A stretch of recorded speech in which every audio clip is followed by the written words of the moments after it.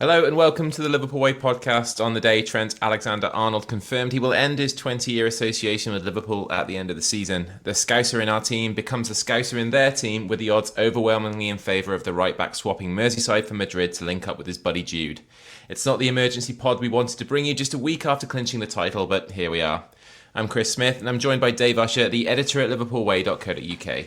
Dave, we said we'd make this a short one, so I'll just hand straight over to you. How are you digesting this news? Yeah, it's not surprising. I mean, there was sort of like murmurings recently that maybe he'd have a change of heart. My own view was that it's going to be a difficult decision to actually go through with it, and it's the longer it went, there was always a chance that like he'd get cold feet or whatever. But I mean, clearly it's a decision he made probably last summer, really.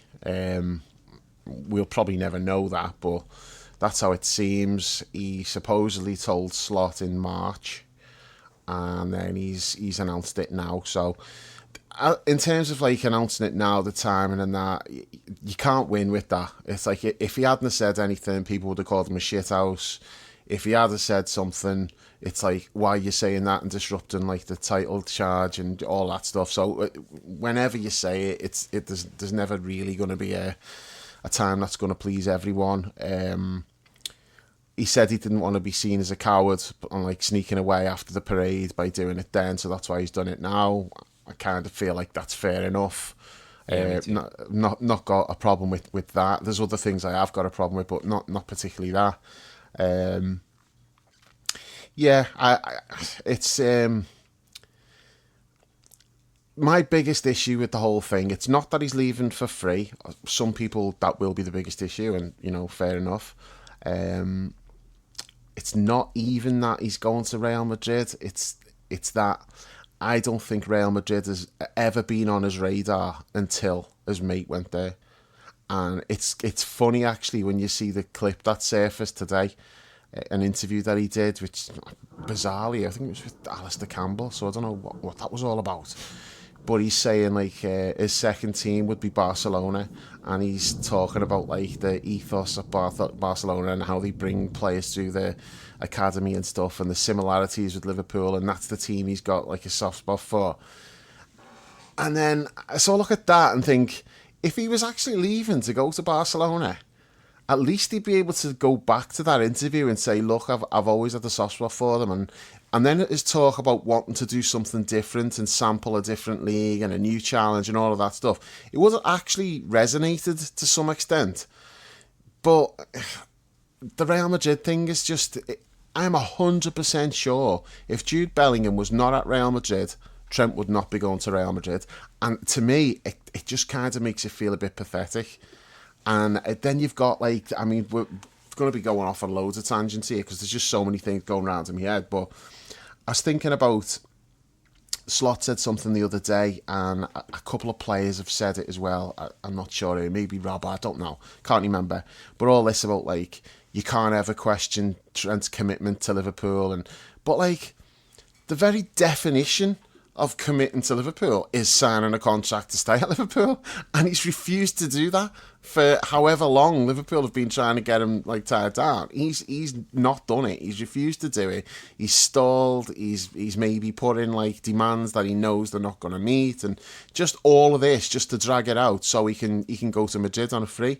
So yeah, you can question his commitment. I don't think you can necessarily question like his attitude and his performances in most games. I'm not going to say all games because there's one glaring one that jumps out, which we'll get to.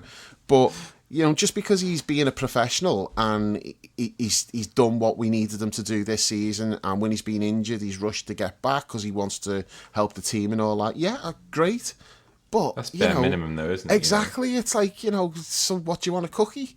I just feel like I don't want to be told, oh, you can't question his commitment. Well, we clearly can't, because he wants to play for Real Madrid and not Liverpool. That's the very definition. It's like running off on your wife and kids and then saying, don't you dare question my commitment to my wife and kids. And if you want to take it one step further, it's like running off with a stripper, like leaving your wife and kids to go off with a lap dancer who you've been like paying for dances and then you've ran away with it.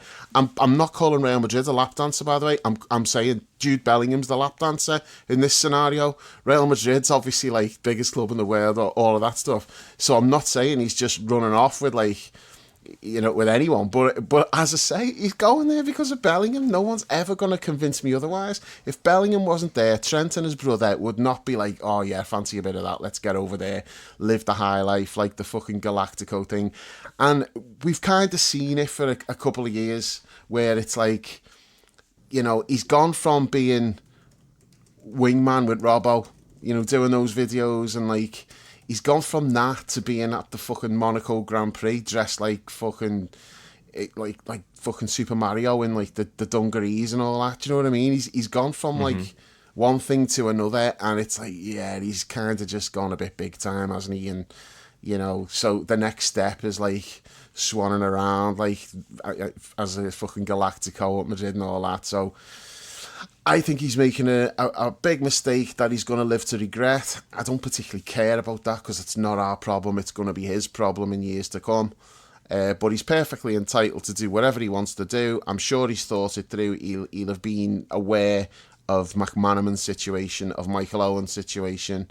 You know, if you want to, they're like the local lads, but you can also look at like Coutinho, for example.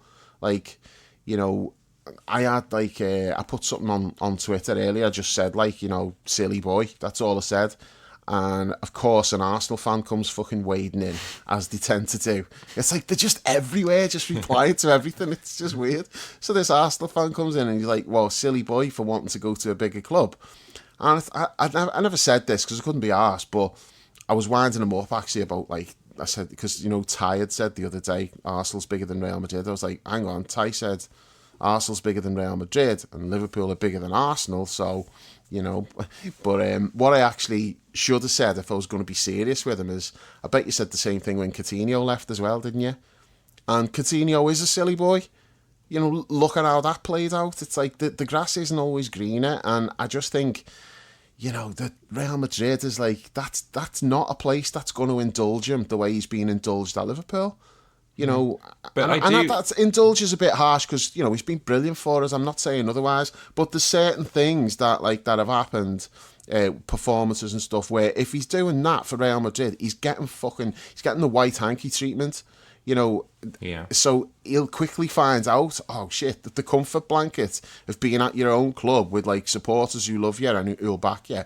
But he said that, to be fair to him, hasn't he? He said that he wants a different challenge and he wants, you know, something new and a different experience, and he wants to get out of his comfort zone and that kind of stuff. So, you know, I don't necessarily think that's a stick you can beat him with. I do think that he's fully cognizant of the fact that he's taking a risk with this. The easiest thing in the world for him would have been to sign the new contract and stay at Liverpool for the rest of his career. Like, I don't agree with his decision. I agree with you that I think he'll come to regret it, but I also respect his ability to make it and back himself. And, you know, in the full knowledge that you only get this sort of like one career, and instead of staying at Liverpool and, you know, always wondering what if, he's taken the opportunity to just to give it a shot, right? Just to back himself. He'll know how much of a risk it is. He'll know there's probably as much of a possibility of it working out as there isn't. But that I bet confidence, he doesn't think like that. But he's not going to do that. But because of the supreme confidence these athletes have in their own ability. But like, I don't necessarily think it's 100% Bellingham. I think the fact that he's there definitely lubes the wheel, so to speak, lubes the axle. But it's also the it's also the fact that like there was the impasse at Liverpool was down to the leadership void and Klopp leaving and not wanting to be straight with his players, which was of detriment to the club overall. And it gave maybe Real Madrid was never on his radar, but that window and that time of indecision and that time he was left hanging gave them that opportunity to do what they do and come in. And I think his mate being there is just a bonus on top of that. Like, you know, when I first moved to Liverpool in, when was it, 2000 or 2001 it was, like I did so in the full knowledge that my mates were there and it was going to be ace because they were there. I was going where I wanted to go anyway. So I agree with you. I think he's silly. and I think he'll come to regret it. And I think we'll be we'll be sort of more successful than he is moving forward. But I also respect the fact that he's taken this decision and respect his right to do so. So I don't really hold him any sort of ill will on that front, really. No, I fully respect his right to do it, and the only issue I will have with it is if this doesn't go well, or even if it does go relatively well, and then he's given something up now, and he's got to accept he's given that up. He is not going to be loved, like whenever he comes back as a fan or whatever, when he's finished playing. That's gone. Now, in some cases, he'll still be liked, respected. In other cases, he'll be hated, and the majority will just be like a shoulder shrug, and it'll just be like, nah, don't really care. Now, that's the way it is, and that's the way it's been for other players in this situation. You know, it's just a fact. People can argue whether it's justified or it isn't, but it's just the way it is. People will feel the way they feel, and there's nothing wrong with that. So if someone wants to call them like a rat or a Judas or whatever, I'm not going to tell them they're wrong and they shouldn't do that. I don't necessarily think that myself, but that doesn't matter. And if someone thinks good luck to him, you know what, he's deserved this opportunity and I hope it goes well for him, again, well, you're fine, no problem whatsoever. People can think whatever they want, they're entitled to feel how they feel, no issues there. I just think the thing that would annoy me is Trent's got to be fully aware of what he's given up by doing this. He's no longer going to be one, like, you can get players who, you know, I don't want to hear Trent in like 10 years time or whatever when he's finished playing and there's like Legends games and stuff and he's a bit like, oh, should I come back and play? What will my reception be? I don't want to hear him saying stuff like, how come someone like Kostas Tsimikas is fucking loved by the fans and I'm not, when I did far more for the club? I don't want to hear that kind of thing, because that's what we've heard from Michael Owen. McManaman, I don't know whether he's actually on the record saying that, but you know he probably thinks that way. And there is some merit to it. You know, I understand why they would feel that way. It's different with Trent because he's seen that with Owen and he's seen it with McManaman, so he knows this is just how it is. So if he's okay with that and he's prepared to give it up and he's got no complaints about it, fine. As long as his eyes are open and he's aware of it all, that's fine. But I don't want to hear him complaining in years to come about why don't the fans respect me as much as they should. Look at all what I did for them. Look at all what I won. But other players who've done nowhere near as much are getting a hero's return and I'm not. I don't want to hear that. And also, I think I don't want him to be in a situation in, say, 18 months' time or whatever, and things haven't gone well at Madrid, and he's thinking, oh, well, I can go back to Liverpool. Because if you walk out on a free transfer now, there is no way the club are going to sanction, like, you know, a transfer fee of like 40 million quid or whatever Madrid want to get rid of him. That ship has sailed. Now, in fairness, he's not gone down the road of, you know, well, maybe I'll come back one day, but he can't really do that at this point. It might be in his head where he thinks, if it doesn't go well, I can come back. No, you can't. That's not how it works. Ask Michael Owen. He was desperate to come back. Year after year after year, Owen was desperate to come back, and it never happened for him. And a big part of that is just, well, there's two reasons for it. Like, there's the finance aspect. Owen left for 8 million quid or whatever, and Madrid wanted 18. Well, we were never going to pay like 10 million for someone who we've just sold for 8 who walked away. We're not going to do that. And it's the same thing with Trent. He walks away on a free. We're not going to pay money to get him back, even if we need a right back, which hopefully we won't, because hopefully Conor Bradley kicks on, stays fit and shows everyone what he can do. But even if not, we'll buy someone. So if he's got it in his head that, like, well, if it doesn't work out, I'll maybe end up back at Liverpool. Nah, you're kidding yourself, mate. You're going to end up at fucking Chelsea or Villa or Newcastle or something if it comes down to that. I don't think that's going to be the case. I think he'll probably end up sticking it out, and then he'll spend 4 or 5 years there. It'll go okay. I just think he'll be missing out on the meaningfulness of doing it here. You know, as you say, he's just kind of blend in over there, isn't he? And just be, you know, yet another player, another cog in the machine, almost disposable. But what did you make of the way he made the announcement? What did you make of the video and that kind of stuff? Didn't watch it. Didn't watch it. Still haven't watched it. I've seen. Why not?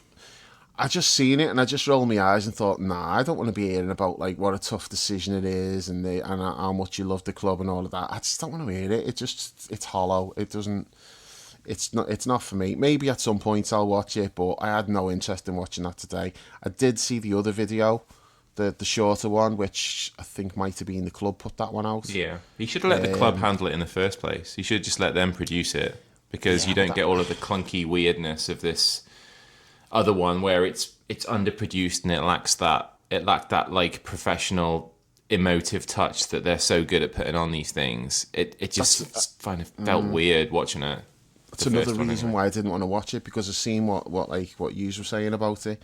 And James kept going on about like the fucking fake piano music, and obviously James is a musician, so like that kind of stuff is close to his heart, and he wasn't happy.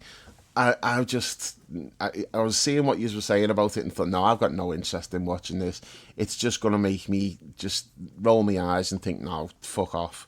And I don't want to be like thinking like that. I don't want to be hostile towards him or anything like that. I'm indifferent. I'm like, I'm not, I'm not angry or anything like that. I just feel like it's a bad decision, and I think it's been motivated by the wrong reasons, which I still think it's Bellingham, and if Bellingham wasn't there, I don't think he'd be going to Real Madrid. It's as simple as that. Nothing's ever going to convince me otherwise. How do you think the next 2 or 3 weeks are going to play out?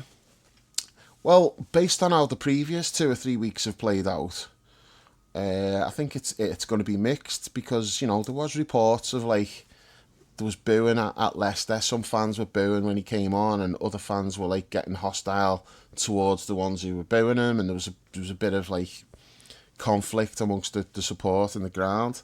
There was some talk that there was booing. I didn't hear it, but there was talk that there was booing at the Spurs game as well. Again, I think that just got shouted down. But now that he's actually come out and said it, I don't know, because there's some of the people who've not wanted to get on his case will partly be because, well, we don't know yet. He might not be leaving, and you've got people having a go at him. So maybe some people will feel like they want to have a go at him.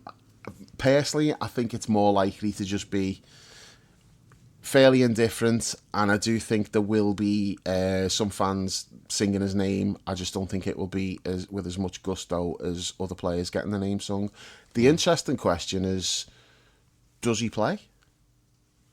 I mean, I was thinking about this before, and the only thing that's changed is the fact that we know about it now, and that could be a big change, because to not play him would have revealed a hand. They could have invented a little injury for him or something like that. They wouldn't have even need to do that, because he was injured. Yeah, and he fought to come back quickly, didn't he?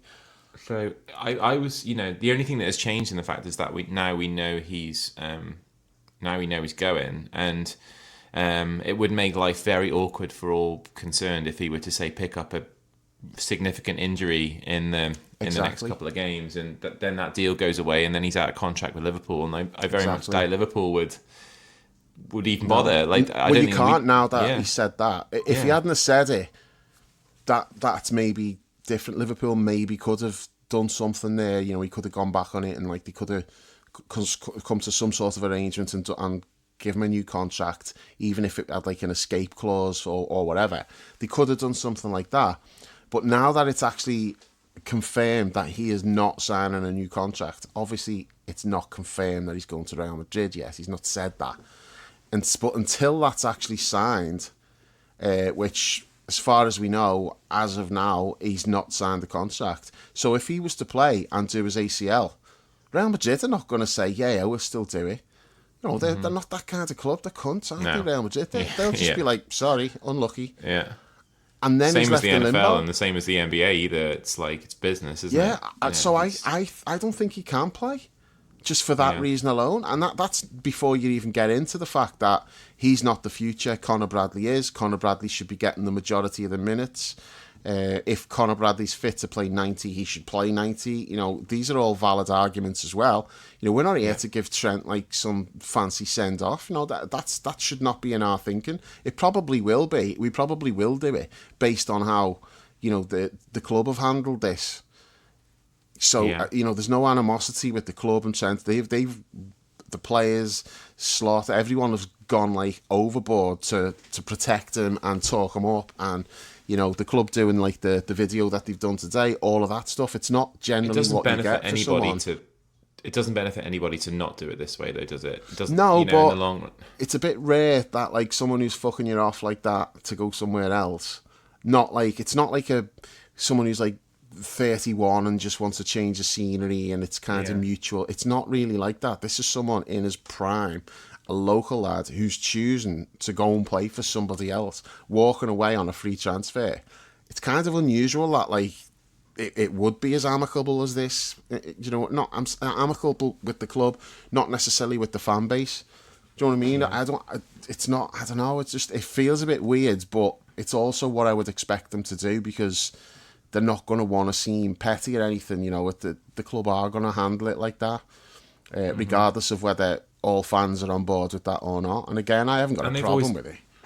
No, I haven't. They've always got their eye on the future as well, haven't they? They've always got their eye on like what they want to produce in times to come. Like they'll want to keep a good relationship with Trent for all of the stuff they put out there, like the retrospective stuff, and eventually there will be some kind of welcome back. I think. I don't think it'll be as a player, but I do think there'll be sort of like a reintegration into the fold where he's welcomed back as the local lad. I don't think this is like a. I know you went on. You said there that you think it's like it's done now. That's it. He's not going to have the acclaim that he should, and that may be the case. But I don't think it's necessarily going to be something that's acrimonious either. I still think there's a real good opportunity for time to kind of heal and for him to be someone who's thought as. But the difference between him and McManaman is that there aren't that many great memories of McManaman's time with the club, are there? Like with Trent, And the like ones that are, in fairness, they're because of McManaman. yeah. Yeah. Yeah, but he wasn't in a great team, whereas Trent isn't a great team. But then don't you also think that makes it worse? In the sense that, like, you can make excuses for Owen and McManaman, and if Gerrard had gone, you'd be like, well, yeah, they're too good for this team. They deserve to be, like, winning trophies and that. But Trent's in a great team. That's won trophies. I don't think it makes it worse. If anything, I think it makes it better because there's not that feeling then that you're being like left in the lurch. Like the one thing that was keeping you going and the one thing you could hang your hat on was like leaving. Like Liverpool are ascendant at the moment. This couldn't happen to us at a better time. I don't think. Like we're in a great position by all accounts. That we have the ability to act in the summer to replace him if they want to. I would rather stick with Bradley and have Gomez as the utility man backup if that's feasible. If Connor can stay fit, obviously it's a risk going into the new season with that attitude. But yeah, like I don't think we can sort of look back in anger, so to speak, and worry about it. I think we just move forward, and I think him leaving in the way he is, with us in that position, benefits him. I think rather than just the rat leaving the sinking ship, so to speak. I mean, that's going to split opinions. Some people will see it that way. Others will see it like there's no excuse for you leaving. We're winning trophies. You should be trying to win more trophies. So people are going to see it different ways. In terms of what we do, it's tricky, like for a few reasons. Like Conor Bradley is a problem because Conor Bradley looks fucking brilliant, but he's had 3 injuries in like the last 6 months. Last season he had injuries as well. Now maybe it's growing pains and maybe like that's not a long-term issue, but can you really take that chance? So then, like, and I've said this before, like, I don't think as great as Trent is and as great as Trent has been, I said like ages ago that if you didn't have Trent and you had to alternate between Gomez and Bradley at right back, it would look different. It wouldn't look as like at times when when Trent's doing like incredible things when you're losing that. But in terms of the points that we would gain, I don't think there'd be much of a drop off, if any, in terms of the points. And that's not any kind of like talking Trent down at all. Trent's like for me, not necessarily in the last 2-3 years, but prior to that, Trent was the best right back in the world for me. He's the best right back I've seen for Liverpool. He would be in a best ever Liverpool 11. Trent gets in. He now will not be in the greatest ever Liverpool 11.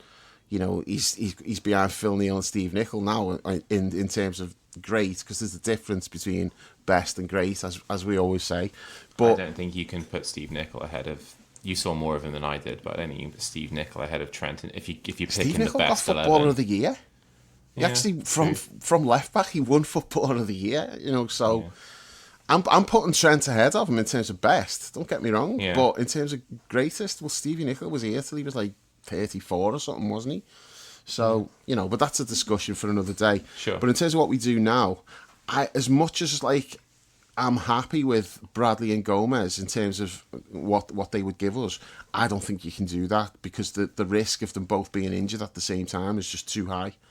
I don't think you can do it. I think you've got to get someone in. Now, the question then is, do you sign, just names off the top of my head, people who've been linked with, so like, say, Frimpong, for example.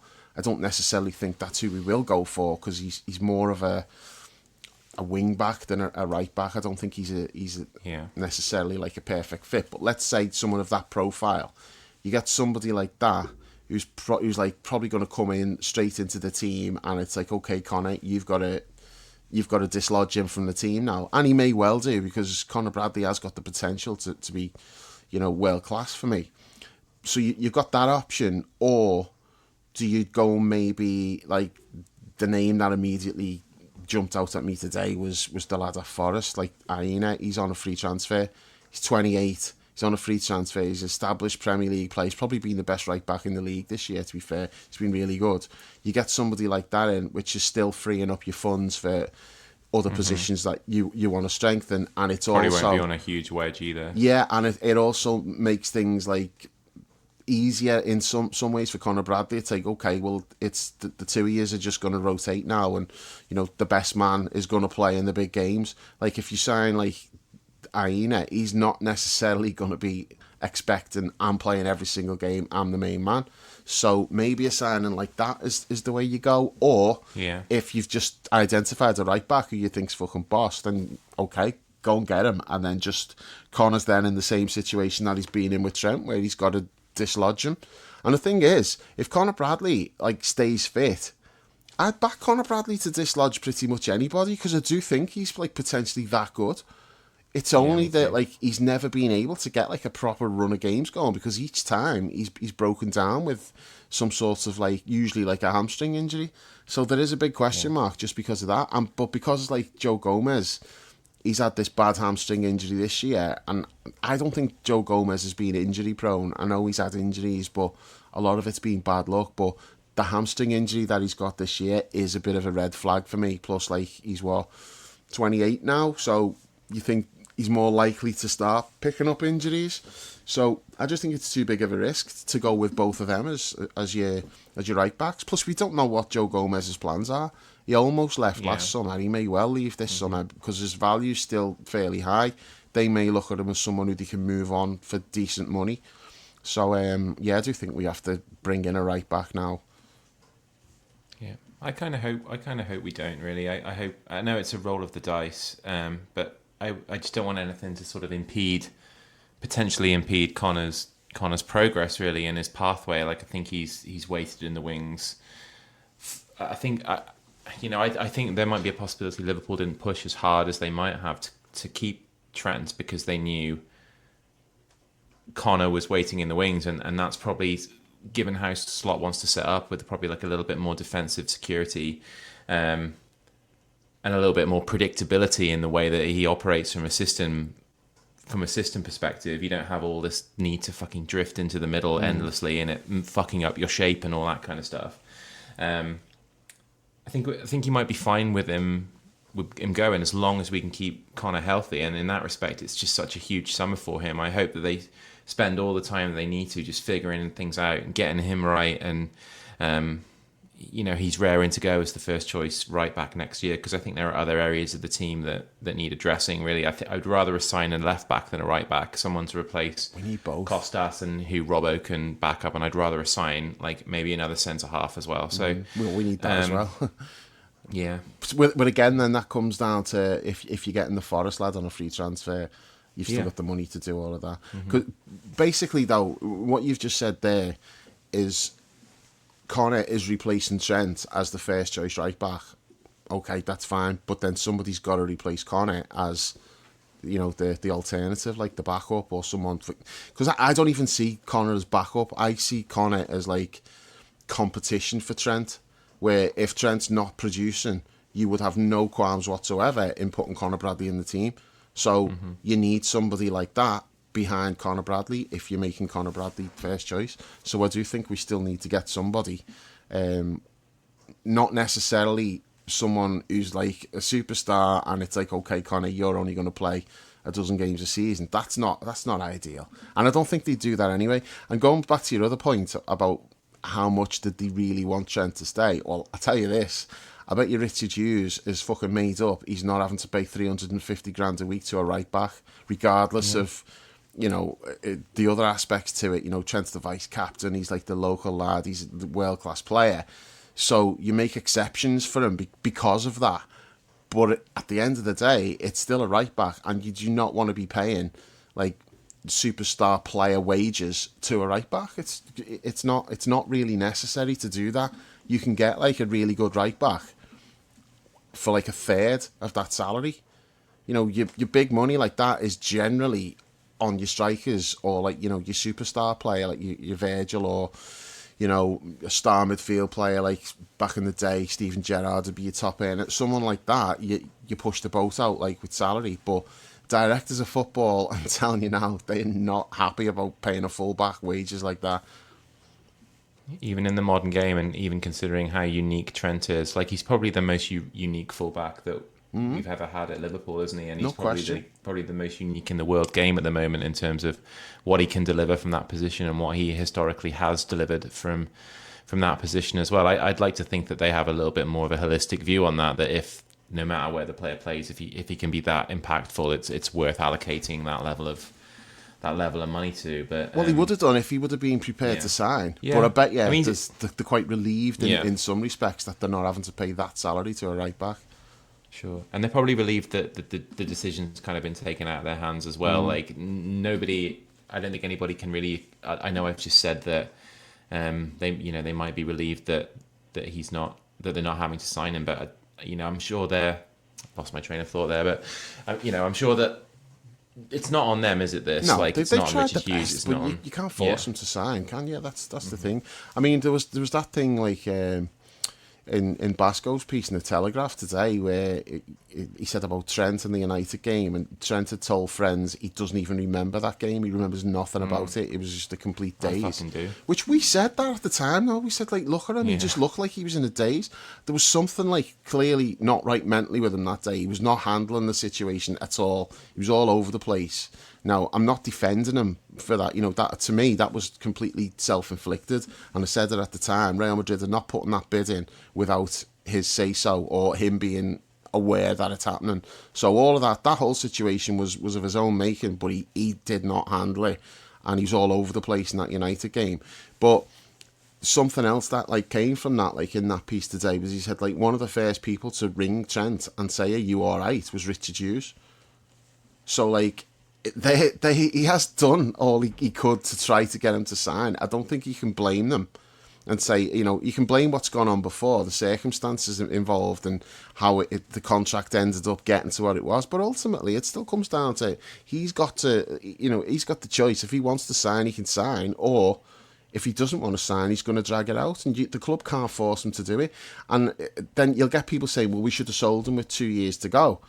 In an ideal world, yeah, of course you would. But if the player's like, I don't want to go, and Real Madrid don't want to pay money for him, that's the other thing. It's not like we could say, right, well, if you want to go to Real Madrid, fine, you can go, but it's like, we want 80 million. And Real Madrid's like, no, we'll just wait 2 years and we'll get him for nothing. So then your options are, another club comes in, like say Chelsea come in and say, well, we'll pay 80 million. And Trent's like, I'm not going to Chelsea. You can't force him to do anything. So the clubs have not really got any power in those situations, and we're in that situation with Konate now as well. Like, he's got a year left, and there's a lot of talk that Madrid and PSG are tapping him up, and he is blatantly stalling on a contract. He's even admitted that the club have tried to talk to him, and he's like, but no, we're not close. So what do you do there? Well, slightly different with Konate, because it's a World Cup year. You could say to him, okay, if you don't sign a contract, you're not playing. You can just sit out the year and you can go on a free, but don't think that you're going to play for us just to keep your place in the French squad. No, you're not going to play, and that might mean you miss the World Cup. So you have got some leverage if you wanted to do that. I don't actually think the club would do that. I think they would just, the same situation again with Trent. They'd just let him play out the season and then he'd go for nothing. And I think we're going to have to get used to that to some degree. I think players are going to start doing that, and the clubs are powerless unless you want to play hardball and say, well, you're not playing, so your choice is you go now for a fee, or you sit it out and you don't play and then you leave for nothing. And a lot of players will just go, okay, I'll just see out my contract and go. So maybe like Liverpool have got to start playing ball and doing the same thing that Real Madrid are doing. Maybe you've got to start tapping people up now. I'm surprised we're not at the forefront of this trend, really, and I'm sure that's kind of that's a result of the flummoxing and the the indecision among the appointment of the new staff, among Klopp leaving, that kind of stuff as well. But could be. You definitely expect us to be like ahead of these trends and benefiting them from as well. So if that's the way we're going to be, if that's the way it's going to be, then we just have to be the smartest guys in the room, as these guys pride themselves on being, and use the situation to our benefit. So no problem with that at all if that's the way it's going. I'm all for players having sort of the power to determine their own fate as well. That's one of the reasons I sort of enjoy the American sports model, really. Like, once your contract is up, just like any other worker in the world or whatever, like you can leave and you can go to a new job and you have that freedom to move and whatever. I think that's the way it should be. Finally, so before we wrap up, are you sad about this? Is this something that like upsets you? Are you like bummed out, or are you just kind of like, meh, it is what it is? Yeah, I'm not really that sad. Maybe at some point I will. Maybe like I'll see a video of Trent doing something amazing from a couple of years ago, and I'll be like, oh, maybe then. At the moment, no, I'm not. I feel like it's been coming. We've kind of known it was coming. You sort of hope that maybe he'll change his mind, but it's not like a big shock. And I just think he'll miss us more than we'll miss him. I think that's just we'll move on. Liverpool will move on. We're not going to suddenly... This is not like when you lost Suarez and you're like, we've got nothing else left. We're fucked. Yeah. It's like he goes and you're like, okay, so who's coming in? Oh, Ricky Lambert and Balotelli. Oh, okay, yeah, sound. This is not that. We're thriving. We're like in great shape. He's going to go. Maybe things go great for him and he hoovers up a load of La Ligas and Champions League trophies over there, and he's as popular with the Madrid fans as McManaman was. I feel it's more likely he ends up going the Michael Owen route, but who knows? That's not our problem anymore. I don't really care. I've got no animosity towards him. I'm not going to be following his career and wishing him ill. I'm not wishing him well either, because I can't stand Real Madrid. So I just feel like once he's gone, he's gone. I'm not even going to really think about him too much. It's sad that like a local lad is doing this. That's the sad part. But Trent deciding to do that, he's entitled to do it. That's fine. I'm not going to be sad. All my sadness is going to be when Darwin goes anyway. So I've got no time for sadness for anyone else. I've been like bracing myself for that one. So yeah. And in all seriousness, I think that the thing that would really make me sad is Harvey, if he goes. And Harvey's not done anywhere near as much as Trent has. He's not like at the same level as Trent in terms of achievements and all that. I'm not comparing the two, but someone like Harvey just wants to be here. He does not want to be anywhere else. This is his dream. Trent said it was his dream. It turns out it's not. With Harvey, it is actually his dream, and it's probably going to be taken away because he's not playing games. He's not really in the plans, and he'll probably have to move on against his wishes, whereas Trent's the opposite. It's like the club wants to keep him and he's the one choosing to go. So I think it's different. It's sad when a player leaves and it's not really his decision. It's like circumstances, or the club doesn't want him and it's a player you like. It's sad then, but when it's the player deciding to go, you kind of just think, well, screw you then. The exception to that was Suarez, which I was broken-hearted and didn't get over that for a long time. But again, most of that was because of how shit we were and the state we were left in when he went. That's not the case now. Final question, and it's kind of twofold, really. Do you think Trent got the love and adoration that other local players have received?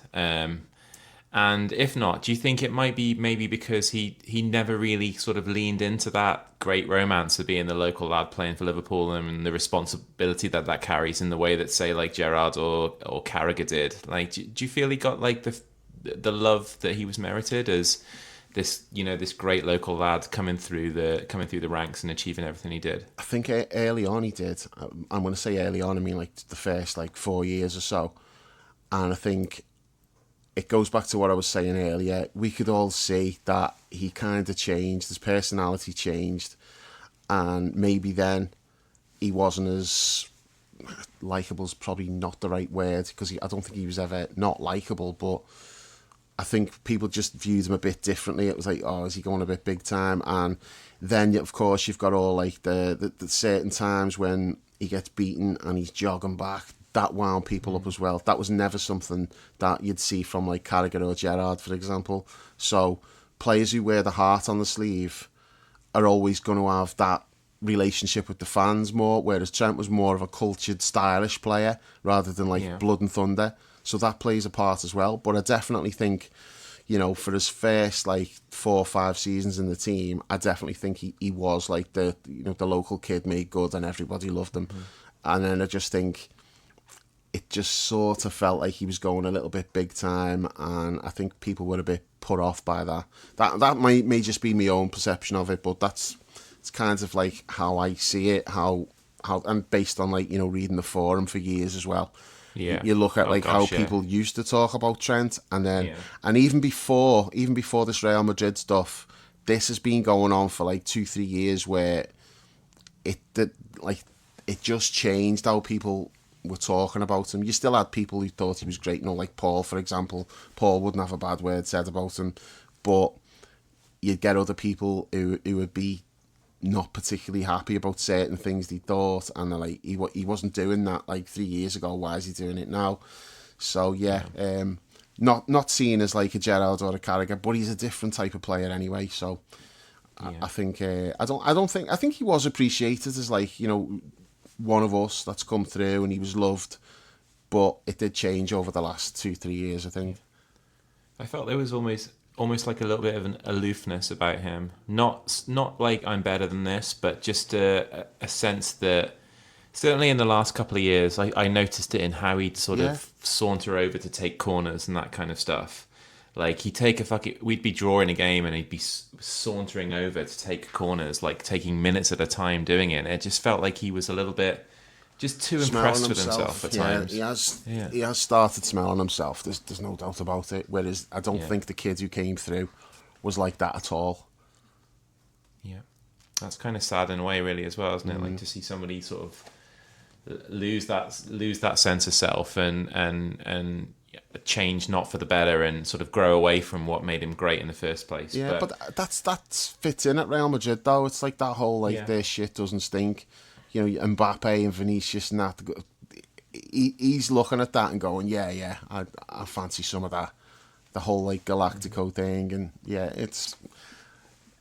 he's had that mentality for a couple of years. It does feel like he sort of thinks he's better than this now.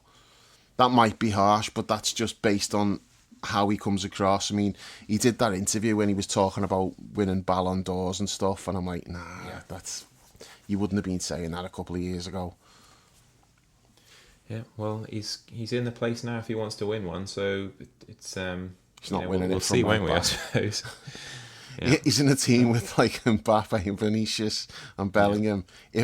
For him to be in contention, Real Madrid are going to have to be doing really well. And if Real Madrid are doing really well, it's going to be Mbappe and Vinicius and Bellingham, players like that who are getting all of the Ballon d'Or vote.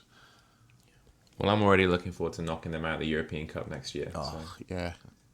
I know. Nice, that would be weird. something, wouldn't it? If we get drawn against them next year. Well, it's not certainly the footy gods like to throw those things in every once in a while, so I wouldn't discount it. I have a couple more minutes before I have to leave the house to go teach. Is there anything else you want to add, or are we good? No, just to plug for your little article you've done on it today. I just read that just before we came on. Really good. So, yeah, people get on that. It's always Liverpool. It was always Liverpool. It's always Liverpool. Always Liverpool. Always Liverpool. Always Liverpool.substack.com. You can read it. And yeah, it's called So the Scouser Leaves Our Team, and it kind of focuses on the video announcement and how it all played out, and then kind of goes from there really into the the emotions or lack thereof of him leaving. There's been a really good response to the site so far, so delighted with that. Thanks to everybody who supported it already. Love to hear any feedback, any suggestions. Just give me a shout via the TLW forum or on Blue Sky, or come to alwaysliverpool.substack.com and give me a shout. Love to have you there. Dave, you and I have jumped on this short notice, another emergency pod. So not a happy one this time though. No, it was a shame we couldn't get in particular Brownie and Terry. They've got a lot to say about this. It would have been good getting them on, but Brownie's still in Spain. He's been there like for a week, so I think Brownie's looking for Real Madrid fans who he can just harass. And I think Terry's been hanging around at Anfield with his Trent shirt ready to set it on fire, just looking for Sky Sports news cameras. But I don't think he's found any yet. So yeah, unfortunately we couldn't get them on. But at some point, I'm sure like they'll be on and they'll have their say. Yeah, nice. All right. Well, I'll see you next Sunday because I'm jumping on a plane again on Wednesday, coming over for the Arsenal game and staying until after the parade. So great stuff. Looking forward to that. Looking forward to seeing everybody. And thanks for joining us for this one. Until Arsenal, we'll catch you soon.